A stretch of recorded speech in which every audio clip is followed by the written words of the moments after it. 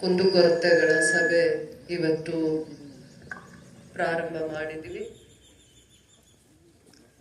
ಮುಖ್ಯಮಂತ್ರಿಗಳ ಆದೇಶ, ಬರಗಾಲ, ನೀರಿನ ಸಮಸ್ಯೆಗಳು ಪ್ರಮುಖವಾಗಿ ಎಲ್ಲೆಲ್ಲಿ ನೀರಿನ ಸಮಸ್ಯೆ, ಕುಡಿಯೋ ನೀರಿನ ಸಮಸ್ಯೆಯನ್ನ ನಾವು ಎದುರಿಸ್ತಾ ಇದ್ದೀವಿ ಅಂತ ಗ್ರಾಮಗಳನ್ನ ಪ್ರಮುಖವಾಗಿ ತಗೊಂಡು ಕುಡಿಯೋ ನೀರಿಗೆ ಏನು ವ್ಯವಸ್ಥೆ ಮಾಡಬೇಕು, ಗ್ರಾಮಗಳಲ್ಲಿ ಬೇರೆ ಬೇರೆ ಇಲಾಖೆಗಳಿಂದ ಏನೆಲ್ಲ ಜವಾಬ್ದಾರಿಯಿಂದ ನಾವು ಕಾರ್ಯಕ್ರಮಗಳನ್ನ ಆಯೋಜನೆ ಮಾಡಬೇಕು ಅನ್ನುವಂಥ ದೂರದೃಷ್ಟಿಯಿಂದ ಎಲ್ಲ 1 ವರ್ಷಗಳ ಕಾಲ ಬರೀ ಗ್ಯಾರಂಟಿ ಕಾರ್ಯಕ್ರಮ ಕೊಟ್ಟಿದ್ದಾರೆ, ಅಭಿವೃದ್ಧಿ ಕಾರ್ಯಕ್ರಮಗಳ ಕಡೆ ಗಮನ ಹರಿಸ್ತಾ ಇಲ್ಲ ಅನ್ನುವಂಥ ಒಂದು ವಿಚಾರ ಅಥವಾ ಪ್ರಸ್ತಾಪದಿಂದ ಏನೇನು ಅಭಿವೃದ್ಧಿ ಪಂಚಾಯಿತಿ ಹಂತದಲ್ಲಿ ಮತ್ತೆ ಬೇರೆ ಬೇರೆ ಇಲಾಖೆಗಳಿಂದ ಇಡೀ ರಾಜ್ಯದಲ್ಲಿ ಏನೇನು ಅಭಿವೃದ್ಧಿ ಆಗ್ತಾ ಇದೆ ಅನ್ನುವಂಥದ್ದು ಅವರೆಲ್ಲ ಡಿ.ಸಿ.ಗಳ ಜೊತೆ ಪ್ರತಿ ತಿಂಗಳು ಅವರು ಮೀಟಿಂಗ್ ಮಾಡ್ತಾರೆ. ನಾವು ಕ್ಷೇತ್ರದಲ್ಲಿ ಪ್ರತಿ ವಾರದಲ್ಲಿ 1 ದಿನ ಪ್ರವಾಸ ಮಾಡ್ತೀವಿ. ಎಲ್ಲ ಗ್ರಾಮದಲ್ಲಿ ಒಂದು ಪಂಚಾಯಿತಿಗೆ ಸಂಬಂಧಪಟ್ಟಿರುವಂಥ ಎಲ್ಲ ಗ್ರಾಮಗಳನ್ನ ಪ್ರವಾಸ ಮಾಡ್ತೀವಿ. ಇದೇ ದೂರದೃಷ್ಟಿ. ಈಗ ಬರಗಾಲ ಇದೆ ಅಂದ್ರೆ ನೀರಿನ ಸಮಸ್ಯೆಗಳು, ಕುಡಿಯೋ ನೀರಿಗೆ ಏನೇನು ಸಮಸ್ಯೆ ಇದೆ, ಅಭಾವ ಇದೆ, ಯಾವ ಊರುಗಳಲ್ಲಿ ಕುಡಿಯೋ ನೀರಿಗೆ ಅಭಾವ ಇದೆ, ಕುಡಿಯೋ ನೀರಿಗೆ ಏನು ಜವಾಬ್ದಾರಿ ತಗೋಬೇಕಾಗತ್ತೆ, ಅದಕ್ಕೆ ಕುಡಿಯೋ ನೀರಿನ ಇಲಾಖೆ PRDO ನಮ್ಮ ಜೊತೆ ಬಂದಿದ್ದಾರೆ. ಅದರ ಜೊತೆಯಲ್ಲಿ ಪಂಚಾಯತಿದು ಕೂಡ ಏನ್ ಜವಾಬ್ದಾರಿ ಇರುತ್ತೆ, 1 ವರ್ಷಗಳ ಕಾಲ, 6 ತಿಂಗಳ ಕಾಲ, 3 ತಿಂಗಳ ಕಾಲ ಏನೆಲ್ಲ ಜವಾಬ್ದಾರಿಯಿಂದ ಕೆಲಸ ಮಾಡಿರುತ್ತೆ, ಕೆಲಸ ಮಾಡಿದ್ರು ಎಲ್ಲಿ ಆದ್ಯತೆ ಕೊಟ್ಟಿರುತ್ತೆ, ಅಂಗನವಾಡಿ ಕೊಟ್ಟಿರುತ್ತಾ, ಸ್ಕೂಲ್ಸ್ ಕೊಟ್ಟಿರುತ್ತಾ, ಅಥವಾ ಹಳ್ಳಿಗಳಲ್ಲಿ ರಸ್ತೆಗಳಿಗೆ ಕೊಟ್ಟಿರುತ್ತಾ, ಅದು ಮಿಕ್ಕಿದ ಕೆಲಸ ಇನ್ ಯಾರಿಗೆ ಬರುತ್ತೆ ಅನ್ನುವಂಥದ್ದು ನಿಮಗೆ ಮಾಹಿತಿ ತರಬೇಕು. ಮತ್ತು ಪಶು ಇಲಾಖೆ ಜೊತೆಯಲ್ಲಿ ಕರ್ಕೊಂಡು ಬಂದಿದ್ದೀವಿ. ಅದರ ಜೊತೆಯಲ್ಲಿ ಹಿಂದೆ ಕೋವಿಡ್ ಸಂದರ್ಭದಲ್ಲಿ ಬಸ್ಸಸ್ನ ನಿಲ್ಲಿಸಿದ್ದಾರೆ.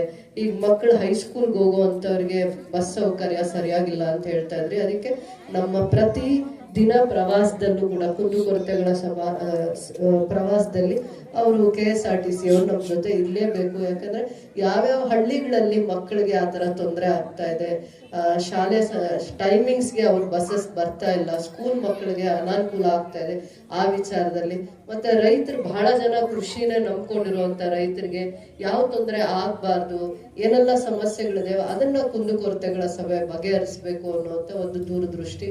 ತೋಟಗಾರಿಕೆ ಇರ್ಬೋದು, ಕೃಷಿ ಇಲಾಖೆ ಇರ್ಬೋದು, ನಮ್ಮ ಜೊತೆ ಕರ್ಕೊಂಡ್ ಬರ್ತಾ ಇದೀವಿ.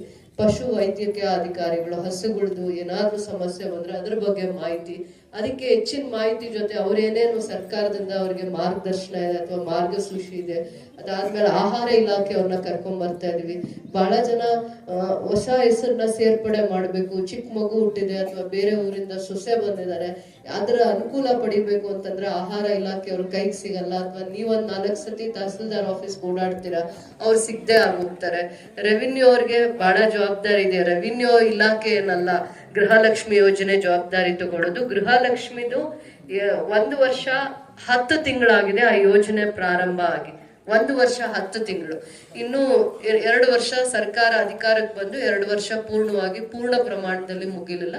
1 ವರ್ಷ 10 ತಿಂಗಳಲ್ಲಿ 18 ತಿಂಗಳು ನಿಮಗೆ ಫಲಾನುಭವಿಗಳಿಗೆ ನೇರವಾಗಿ DPT ಮುಖಾಂತರ ದುಡ್ಡನ್ನ ವರ್ಗಾವಣೆ ಮಾಡಿದ್ದಾರೆ.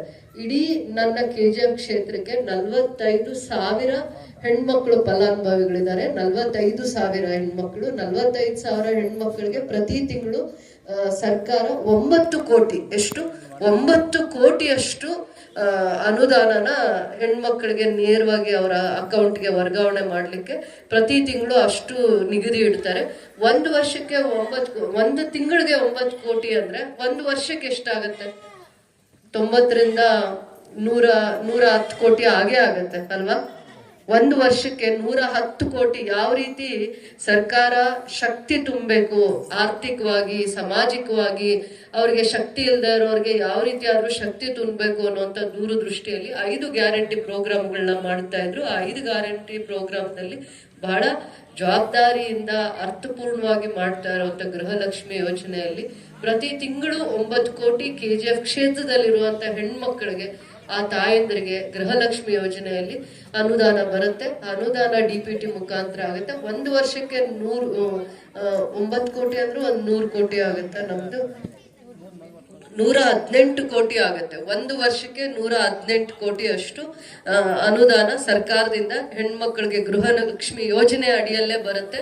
ಅದಾದ್ಮೇಲೆ ಗೃಹ ಜ್ಯೋತಿ ಕಾರ್ಯಕ್ರಮ ಇರ್ಬೋದು, ಅನ್ನಭಾಗ್ಯ ಕಾರ್ಯಕ್ರಮ ಇರ್ಬೋದು, ಶಕ್ತಿ ಯೋಜನೆ ಇರ್ಬೋದು, ಅದನ್ನ ಸರಿಯಾದ ರೀತಿ ಉಪಯೋಗ ಮಾಡ್ಕೊಳ್ಬೇಕು. ಮತ್ತೆ ಅದರ ಕಾರ್ಯಕ್ರಮದ ಅನುಷ್ಠಾನದ ದೂರದೃಷ್ಟಿ, ಸರ್ಕಾರದ ದೂರದೃಷ್ಟಿನ ಅರ್ಥ ಮಾಡ್ಕೋಬೇಕು ಅನ್ನುವಂಥದ್ದು. ಮತ್ತೆ ಸರ್ಕಾರದ ಎಲ್ಲ ಇಲಾಖೆಗಳು ಕೂಡ ನೇರವಾಗಿ ಗ್ರಾಮಗಳಲ್ಲಿ ಮತ್ತೆ ರೈತರ ಮಧ್ಯೆ, ಬಡವ್ರ ಮಧ್ಯೆ ಕುತ್ಕೊಂಡು ಅವ್ರ ಕುಂದುಕೊರತೆಗಳನ್ನ ಬಗೆಹರಿಸುವಂತ ಪ್ರಯತ್ನ ಮಾಡ್ಬೇಕು ಅಂತ ಸರ್ಕಾರದ ಒಂದು ದೂರದೃಷ್ಟಿ ಮತ್ತೆ ಚಿಂತನೆ. ಇವತ್ತು ಏನೇ ಕುಂದುಕೊರತೆಗಳಿದ್ರು ಇಲ್ಲಿನ ಅಂಗನವಾಡಿ ಯಾರಿದ್ದಾರೆ, ಅಂಗನವಾಡಿ ಟೀಚರ್ಸ್ ಏನ್ ಮಾಡ್ಬೇಕು, ಯಾರಿಗೆ ಬರೆಯಕ್ ಬರಲ್ಲ ಅವ್ರ ಸಮಸ್ಯೆಗಳನ್ನ ಅರ್ಥ ಮಾಡ್ಕೊಂಡು, ನಾವಿಲ್ಲಿ 10 ಗಂಟೆಗೆ ಬರ್ತೀವಿ, ಅರ್ಧ ಗಂಟೆ ಮುಂಚೆ ಪೆನ್ಷನ್ ಪ್ರಾಬ್ಲಮ್ ಇದೆಯಾ ಅಥವಾ ಅಂಗವಿಕಲರದ್ದು ಏನಾದ್ರು ಸಮಸ್ಯೆ ಇದೆಯಾ, ಯಾರಿಗಾದ್ರೂ ಮನೆ ಇಲ್ವಾ ಅಂತದನ್ನ ಮಾನವೀಯತೆಯಿಂದ ಒಂದ್ ಚಿಕ್ಕ ಲೈನ್ ಅಲ್ಲಿ ಅವ್ರ ಹೆಸರು, ನಂಬರು ಎಲ್ಲ ಹಾಕಿ, ಅದ್ ರೆವಿನ್ಯೂಗ್ ಬಂದ್ರೆ ರೆವಿನ್ಯೂ ಅವ್ರು ತಗೋತಾರೆ, ಬೇರೆ ಪಂಚಾಯತಿಗೆ ಬಂದ್ರೆ ಪಂಚಾಯತಿ ಅವ್ರು ತಗೋತಾರೆ, ಯಾವ್ಯಾವ ಇಲಾಖೆಗೆ ಸಂಬಂಧಪಟ್ಟಿರುತ್ತೆ. ಆಮೇಲೆ ಒಂದ್ 5-6 ಜನ ಓದ್ಕೊಂಡಿರೋ ಮಕ್ಕಳು, ರಜಾ ಇದೆ ಈಗ ಸಮ್ಮರ್ ಇರೋದ್ರಿಂದ, 10ನೇ ಕ್ಲಾಸು ಅಥವಾ PUC ಓದಿರುವಂತ ಮಕ್ಕಳನ್ನ ಜೊತೆಯಲ್ಲಿ ಇಟ್ಕೊಂಡು ಒಂದು ಮಾನವೀಯತೆಯಿಂದ ನಮ್ಮ ಇಡೀ ಗ್ರಾಮದಲ್ಲಿ ಈ ಸಮಸ್ಯೆ ಇದೆ, ಅವರಿಗೆ ಹೇಳಕ್ ಬರಲ್ಲ, ಬಂದಾಗಿದ್ರ ಉಪಯೋಗ ತಗೊಳಕ್ ಆಗಲ್ಲ ಅನ್ನುವಂಥವ್ರು, ನೀವು ಟೀಚರ್ಸು, ನೀವು ನಿಮ್ಮ ಟೀಚರ್ಸ್ಗೆ ಇದು ಒಂದು ಈ ಊರಲ್ಲಿ, ಈ ಗ್ರಾಮದಲ್ಲಿ ಅಥವಾ ಇಲ್ಲಿನ ರೈತರನ್ನ, ಬಡವ್ರನ್ನ ಮಾತಾಡ್ಕೊಂಡು ಇಲ್ಲಿನ ಸಮಸ್ಯೆಗಳ ಬಗ್ಗೆ ಒಂದು ತಿಳುವಳಿಕೆ, ಯಾರಿಗೆ ಏನ್ ಕೇಳಬೇಕು ಬರಲ್ಲ, ಅವ್ರಿಗೆ ಮಾತಾಡಕ್ ಬರಲ್ಲ, ಆತರ ಪಡ್ತಾರೆ, ಅದಕ್ಕೆ ಒಂದ್ 2 ಲೈನ್ ಬರ್ಕೊಡ್ಬೇಕು. ಟೀಚರ್ಸ್ ಆಗ್ಲಿ, ಅಂಗನವಾಡಿ ಪ್ರಯೋಜನ ಆಗ್ಬೇಕು. ನಾವ್ ಇಷ್ಟೆಲ್ಲಾ ಇಲಾಖೆ ಒಂದ್ ಗ್ರಾಮಕ್ಕೆ ಬಂದಾಗ ಅವ್ರು ನಮ್ಮನ್ನ ಹುಡ್ಕೊಂಡು 10 ಸತಿ ಬರ್ತಾರೆ. ಇವತ್ತು ಒಂದಿನ ಬಂದ್ರೆ ನಮಗ್ ಮಾಹಿತಿ ಸಿಗುತ್ತೆ, ಇದನ್ನ ಹೇಗ್ ಬಗೆಹರಿಸ್ಬೇಕು ಅಂತಾನು ಗೊತ್ತಾಗುತ್ತೆ. ಡಾಕ್ಟರ್ ಹತ್ರ ಬಂದ್ರೆ ಹೇಗ್ ಕಾಯಿಲೆಗೆ ಔಷಧಿ ಸಿಗುತ್ತೋ, ಆ ಇಲಾಖೆಯವ್ರ ಹತ್ರ ಬಂದಾಗ ನಿಮ್ಗೆ ಸಮಸ್ಯೆಗಳಿಗೆ ಪರಿಹಾರ ಸಿಗುತ್ತೆ. ಇದನ್ನ ಸದುಪಯೋಗ ಮಾಡ್ಕೋಬೇಕು ಅಂತ ಸರ್ಕಾರದ ಚಿಂತನೆ, ದೂರದೃಷ್ಟಿ. ನಮ್ಮ ಉದ್ದೇಶ ಕೂಡ ಅದೇ ಆಗಿದೆ. ಬರೀ ಗ್ಯಾರಂಟಿ ಪ್ರೋಗ್ರಾಮ್ ಕೊಟ್ಕೊಂಡು ಜನಗಳನ್ನ ಯಾಮಾರಿಸ್ಕೊಂಡು ಹೋಗ್ತಾ ಇದ್ದಾರೆ ಅಂತ ಅಲ್ಲಿ ಇಲ್ಲಿ ಮಾತಾಡ್ತಾರೆ. ಇಲ್ಲ, ನಾವು ಹಳ್ಳಿ ರಸ್ತೆಗಳನ್ನ ಪ್ರಗತಿ ಪಥ ಅನ್ನೋ ಯೋಜನೆಯಲ್ಲಿ 40 ಕೋಟಿಯಲ್ಲಿ ಹಳ್ಳಿ ರಸ್ತೆಗಳನ್ನ ತಗೊಂಡಿದೀವಿ. ಅದೇ ರೀತಿ NG ಹುಲ್ಕೂರ್ ಪಂಚಾಯತಿಯಲ್ಲಿ 7ರಿಂದ 4.25 ಕೋಟಿ ಅನುದಾನದಲ್ಲಿ ಪ್ರಗತಿ ಪಥದಲ್ಲಿ ರಸ್ತೆ ಆಗ್ತಾ ಇದೆ. ಕದಿರ್ಗಾನ್ ಕುಪ್ಪ ರಸ್ತೆ ಇವತ್ತು ಏನಿದೆ, ಇಲ್ಲಿಂದ ಮೇನ್ ರೋಡ್ ವರ್ಗು ಈ ರಸ್ತೆ ಇದೆ, ಗಂದೋಡಹಳ್ಳಿ ಇದೆ, ಸುವರ್ಣಹಳ್ಳಿ ಇದೆ. ಈ ಎಲ್ಲ ಹಳ್ಳಿ ರಸ್ತೆಗಳನ್ನ ಕನೆಕ್ಟಿವಿಟಿ ಮೊದಲು RDPR ಅಂದ್ರೆ ಗ್ರಾಮೀಣ ಅಭಿವೃದ್ಧಿ ರಸ್ತೆಯಲ್ಲಿ ಬರ್ತಿತ್ತು. ಇವಾಗ ಅದಕ್ಕೆ ಒಂದು ಹೊಸ ಹೆಸರು ನಾಮಕರಣ ಕೊಟ್ಟು ಪ್ರಗತಿ ಪಥ ಅಂತ ಅಂದ್ಬಿಟ್ಟು 30ರಿಂದ 40 ಕಿಲೋಮೀಟರ್ ಅನ್ನ ತಗೋಬೇಕು ಅಂತ ಒಂದು ಪ್ರಸ್ತಾವನೆ ಕೊಟ್ಟಿದ್ದಾರೆ. ಆ ಪ್ರಸ್ತಾವನೆಯಲ್ಲಿ ನಮ್ಮ ಈ ಪಂಚಾಯತಿ, NG ಹುಲ್ಕೂರ್ ಪಂಚಾಯತಿದು 5ರಿಂದ 7 ಕಿಲೋಮೀಟರ್ ರಸ್ತೆ ಹಳ್ಳಿಗಳು. ಈಗ ನಿಮ್ಗೆ ಇಲ್ಲಿಂದ ಹತ್ರ ಹೋಗುವಾಗ ಗಂದೋಡಹಳ್ಳಿ ಹತ್ರ ಆಗ್ಬೋದು, ಅಥವಾ ಇನ್ನ ಪಕ್ಕದಲ್ಲಿ ಇನ್ನೊಂದು ಹಳ್ಳಿ ಹತ್ರ ಆಗ್ಬೋದು, ಆ ಹಳ್ಳಿ ಪೂಗಾನಹಳ್ಳಿ, ಇಂಥದನ್ನ ಕನೆಕ್ಟಿವಿಟಿ ಮಾಡ್ಲಿಕ್ಕೆ ಒಂದು ಯೋಜನೆ ಮಾಡಿದ್ದಾರೆ. ಅದಕ್ಕೆ 45 ಕಿಲೋಮೀಟರ್ ಅನ್ನ ಈ ಪ್ರಸ್ತಾವನೆಯಲ್ಲಿ ಅಂಗೀಕಾರ ಮಾಡಿದ್ದಾರೆ ಇಡೀ ಕ್ಷೇತ್ರದಲ್ಲಿ. ಆ 45 ಕಿಲೋಮೀಟರ್ ತಗೋಬೇಕಂದ್ರೆ 1 ಕಿಲೋಮೀಟರ್ಗೆ 1 ಕೋಟಿ ಅನುದಾನ ಬೇಕು ಗ್ರಾಮೀಣ ರಸ್ತೆ ಅಭಿವೃದ್ಧಿ ಮಾಡ್ಲಿಕ್ಕೆ. ಗ್ರಾಮೀಣ ರಸ್ತೆ ಅಭಿವೃದ್ಧಿ ಇಲಾಖೆಗೆ ಬರುತ್ತೆ. ಅದಕ್ಕೆ 45 ಕೋಟಿ, 40ರಿಂದ 45 ಕೋಟಿ ಅನುದಾನ ಕೊಡ್ತಾರೆ.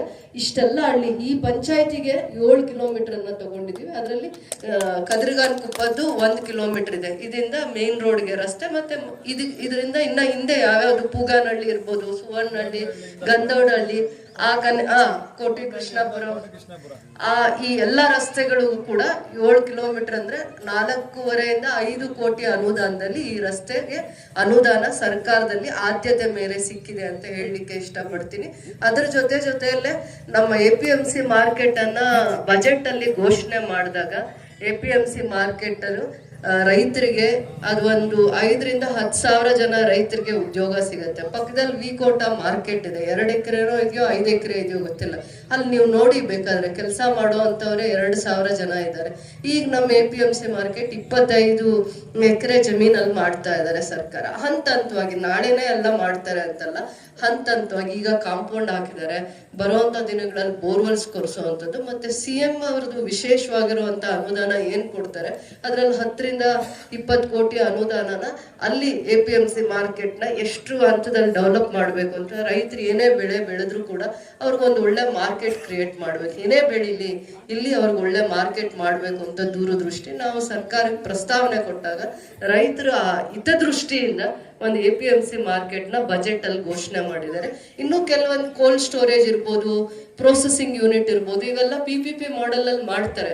ಆದ್ರೆ ಬೇಸಿಕ್ ಆಗಿ ರೈತರಿಗೆ ಮಾವು ಬೆಳೆದಾಗ, ಹೂವು ಬೆಳೆದಾಗ, ತರಕಾರಿ ಬೆಳೆದಾಗ ಬೇರೆ ಊರುಗಳಿಗೆ ಆಂಧ್ರಾಗ ಹೋಗ್ಬೇಕು, ವಿಕೋಟಾಗ ಹೋಗ್ಬೇಕು, ತಮಿಳ್ನಾಡಿಗೆ ಹೋಗ್ಬೇಕು ಅನ್ನುವಂತ ಸಮಸ್ಯೆಗಳನ್ನ ದೂರ ಮಾಡೋದಕ್ಕೋಸ್ಕರ ರೈತರಿಗೆ ಒಳ್ಳೆ ಮಾರ್ಕೆಟ್ ಇಲ್ಲೇ ಮಾಡಬೇಕು, ಲಾಭ ಸಿಗೋಂಗೆ, ಮತ್ತೆ ರೈತರ ಸಮಸ್ಯೆಗಳಿಗೆ ಸ್ಪಂದಿಸುವಂತ APMC ಒಂದು ಬೋರ್ಡ್ ಇರುತ್ತೆ. APMCಗೆ ಒಂದು 15 ಜನ 13 ಜನ ಅವರಲ್ಲಿ ಇಲ್ಲೇ ಸ್ಥಳೀಯವಾಗಿರೋರ ಮುಖಂಡರುಗಳನ್ನ ನಿಮ್ಮ ಸಮಸ್ಯೆಗಳಿಗೆ ಸ್ಪಂದಿಸೋದಕ್ಕೋಸ್ಕರ APMC ಸಮಿತಿ ಅಂತ ಮಾಡಿ ಆ ಸಮಿತಿ ಮುಖಾಂತರ ನಿಮ್ ಸಮಸ್ಯೆಗಳನ್ನು ಸ್ಪಂದಿಸ್ತಾರೆ.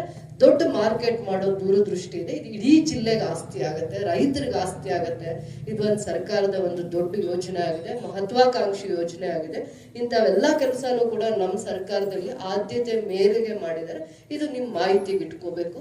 ಅದಾದ್ಮೇಲೆ ಪ್ರತಿ ಗ್ರಾಮಕ್ಕೆ ಬಂದಾಗ ಕಂದಾಯ ಇಲಾಖೆ ಬರ್ಬೋದು, ಮತ್ತೆ ಇಡೀ ಪಂಚಾಯತಿಯಲ್ಲಿ ಏನ್ ಕೆಲಸ ಆಗಿದೆ ಬಿಟ್ಟಿದೆ ಅನ್ನುವಂಥದ್ದನ್ನು ಆ 15 ಪಂಚಾಯತಿಗೆ ಯಾರು ಆ ಜವಾಬ್ದಾರಿಯಲ್ಲಿರ್ತಾರೆ, ಇಒ ಅವ್ರು ಬಂದಾಗ, ಆದ್ಮೇಲೆ ಮಿಕ್ಕಿದ ಎಷ್ಟೊಂದು ಇಲಾಖೆಗಳು ನಮ್ಮ ಜೊತೆ, ಬೆಸ್ಕಾಂ ಅವ್ರು ಬಂದಿದ್ದಾರೆ. ಕರೆಂಟ್ ಯಾವ ಟೈಮಲ್ಲಿ ಕಡಿಮೆ ಮಾಡ್ತಾರೆ, ಯಾವ ಟೈಮಲ್ಲಿ ಕೊಡ್ತಾ ಇದ್ದಾರೆ, ಈ ಗೃಹ ಜ್ಯೋತಿ ಕೊಡ್ತಾ ಇರೋದ್ರಿಂದ ರೈತರಿಗೆ ಏನಾದ್ರು ಸಮಸ್ಯೆ ಆಗ್ತಾ ಇದೆಯಾ, ವೋಲ್ಟೇಜ್ ಪ್ರಾಬ್ಲಮ್ ಆಗ್ತಾ ಇದೆಯಾ, ಇಂಥದ್ರದ್ದು ಎಲ್ಲ ಸಮಸ್ಯೆಗಳನ್ನು ಅಲ್ಲಿ ಗ್ರಾಮಸ್ಥರು ನಿಮ್ಮ ಅವಶ್ಯಕತೆಗೆ, ನಿಮ್ಮ ಆದ್ಯತೆಗೆ ಯಾವ ರೀತಿ ಅವ್ರ ಸಮಸ್ಯೆಗಳನ್ನ ಹೇಳಿದಾಗ ಅವ್ರು ಅದನ್ನ ಬರ್ಕೋತಾರೆ, ಬಗೆಹರಿಸ್ತಾರೆ ಮತ್ತೆ ಬರುವಂತ ದಿನಗಳಲ್ಲಿ. ಅದಕ್ಕೋಸ್ಕರ ಒಂದು ವಾರದಲ್ಲಿ ನಾವು ಒಂದೇ ಪಂಚಾಯತಿನೇ ನಾವು ನೋಡೋದು. ಒಂದ್ ಪಂಚಾಯತಿನ ನೋಡಿ ಅಲ್ಲಿನ ಸಮಸ್ಯೆಗಳನ್ನ ಅರ್ಥ ಮಾಡ್ಕೊಂತೀವಿ. ಅದಾದ್ಮೇಲೆ BO ಅವ್ರಾಗಿರ್ಬೋದು, ಅದಾದ್ಮೇಲೆ ಸಮಾಜ ಕಲ್ಯಾಣ ಅವರು, ನೀವು ಅಂಗನವಾಡಿ ಮತ್ತೆ ಇದಕ್ಕೆ ಹೋಗ್ಬೇಕಾಗತ್ತೆ, ಸ್ಕೂಲ್ಸ್ ವಿಸಿಟ್ ಮಾಡ್ಬೇಕಾಗತ್ತೆ.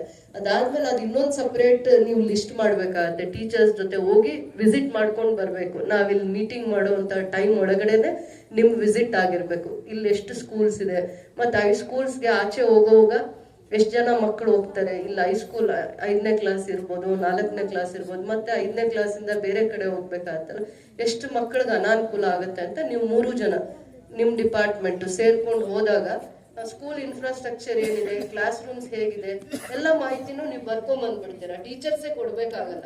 ಅದಾದ್ಮೇಲೆ ಯಾವಾಗ ನಾವು ಅದನ್ನ ಯಾವ ತರ ಕನ್ಸಿಡರ್ ಮಾಡ್ಬೇಕು, ನೆಕ್ಸ್ಟ್ ನಮ್ ಸ್ಕೂಲ್ ಬಿಲ್ಡಿಂಗ್ಸ್ಗೆ, ಇನ್ಫ್ರಾಸ್ಟ್ರಕ್ಚರ್ಗೆ ಗ್ರಾಂಟ್ ಬಂದಾಗ ಅವಾಗ ಕನ್ಸಿಡರ್ ಮಾಡಕ್ ಅವಕಾಶ ಆಗುತ್ತೆ. ಒಂದ್ ರಿಪೋರ್ಟ್ ಇರ್ಬೇಕು, ಅವ್ರನ್ನ ಕರಿ ಕುಡ್ದು ನೀವೇ ಅವ್ರಿಗೆ ಹೇಳ್ದೆ ಒಂದ್ ವಿಸಿಟ್ ಮಾಡ್ಬೇಕಾಗತ್ತೆ. ಅಂಗನವಾಡಿ ವಿಸಿಟ್ ಆಗ್ಬೇಕು, ಸ್ಕೂಲು, ಕ್ಲಾಸ್ ರೂಮ್ಸ್, ಎಷ್ಟು ಜನ ಸ್ಟ್ರೆಂತ್ ಇದ್ದಾರೆ, ನೆಕ್ಸ್ಟ್ ಆ ಮಕ್ಳು ಈ ಊರಿಂದ ಬೇರೆ ಹತ್ರ ಹೈಯರ್ ಸ್ಟಡೀಸ್ಗೆ ಹೋಗ್ಬೇಕಂದ್ರೆ ಏನೆಲ್ಲ ಸರ್ವಿಸಸ್ ಪ್ರೊವೈಡ್ ಮಾಡ್ಬೇಕಾಗತ್ತೆ, ಯಾವ ಪಾಯಿಂಟ್ಗೆ ಬಸ್ ಬರಬೇಕು ಬೇಡ, ಇಂಥದನ್ನ ದೂರದೃಷ್ಟಿ ಇಟ್ಕೊಂಡು ಕೆಲಸ ಮಾಡಿ ಅಂದ್ಬಿಟ್ಟು ನಾವು ನಿಮ್ಮನ್ನ ಕರೆದಿದೀವಿ. ನಾವು ಇವತ್ತು ಬೇಸಿಗೆಯಲ್ಲಿ ಬರೋಷ್ಟ್ರಲ್ಲಿ ಎಲ್ರಿಗೂ ಸೆಕೆ ಕಾಣಿಸ್ತಾ ಇದೆ. ನನ್ನ ಆದಿಯಾಗಿ ಅದೇ ರೈತ ಬೆಳಗ್ಗೆ 10 ಗಂಟೆಗೆ ಪ್ರತಿ ವರ್ಷ ಅವನಿಗೆ ಪ್ರತಿದಿನ ಇದೇ ಜೀವನ. ಅವನು ಬಿಸಿಲಿರ್ಲಿ, ಮಳೆ ಇರ್ಲಿ, ಗಾಳಿ ಇರ್ಲಿ, ಅವರು ಜೀವನ ಮಾಡೋದು ಇದನ್ನ ನಂಬ್ಕೊಂಡು, ಭೂಮಿ ತಾಯಿ ನಂಬ್ಕೊಂಡು, ರೈತರ ಜಮೀನ ನಂಬ್ಕೊಂಡು, ಕೃಷಿ ನಂಬ್ಕೊಂಡು ಮಾಡ್ತಾ ಇರ್ತಾರೆ. ಅವ್ರಿಗೆ ನಾವ್ ಏನ್ ಒಳ್ಳೆ ಕೆಲಸ ಮಾಡ್ಬೇಕು ಅಂತ ಅಂದ್ಬಿಟ್ಟು ನನ್ನ ಹಠ ಇದೆ, ನಾನ್ ನಿಮ್ಮನ್ನ ಒತ್ತಾಯ ಮಾಡ್ತಾ ಇದ್ದೀನಿ ಅಂತ ಬೇಜಾರು ಮಾಡ್ಕೊಂಡು ಬರೋದಲ್ಲ. ಅದಕ್ಕೆ ಪ್ರತಿ ವಾರದಲ್ಲಿ ಎಲ್ಲಾ ದಿನ ನಿಮ್ಮನ್ನ ಕರೀತಾ ಇಲ್ಲ, ಒಂದು ದಿನ ಎಲ್ಲಾರು ತಮ್ಮೆಲ್ಲಾ ಕೆಲಸಗಳು ಬಿಟ್ಬಿಟ್ಟು ನಮ್ ಜೊತೆ ಟೂರ್ ಮಾಡ್ಬೇಕು ಎಲ್ಲ ಪಂಚಾಯತಿಗೆ. ಅವ್ರ ಸಮಸ್ಯೆಗಳನ್ನ ಗೌರವವಾಗಿ ಸರ್ಕಾರ ಅವ್ರ ಮನೆ ಬಾಗಿಲಿಗೆ ಹೋಗ್ತೀವಿ. ಇವತ್ತು ಪ್ರಾರಂಭ ಮಾಡಿದೀವಿ.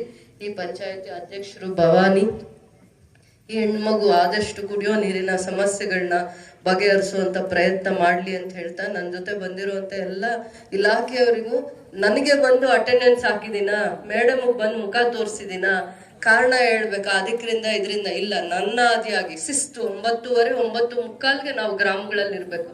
4 ಗಂಟೆ ಆಗ್ಬೋದು, 5 ಗಂಟೆ ಆಗ್ಬೋದು, ಏನ್ ಕಷ್ಟ ಇಲ್ಲ. ಡೈರಿ ಇಟ್ಕೊಳ್ಳಿ, ನಿಮ್ ಜೊತೆ ಒಬ್ಬರನ್ನ ಯಾವ್ದೇ ಇಲಾಖೆ ಕುಂದು ಕೊರತೆ ಇರ್ಲಿ ಬರ್ಸಿ, ಪಂಚಾಯತಿಯವ್ರು ನಿಮ್ದು ಅದೇ ಕೆಲಸ. ನೀವೆಲ್ಲರೂ ಸ್ಪಂದಿಸ್ತಾ ಇರೋದಕ್ಕೆ ನಿಮ್ಮೆಲ್ಲರಿಗೂ ನನ್ನ ಹೃದಯಪೂರ್ವಕವಾಗಿರೋ ಧನ್ಯವಾದಗಳು.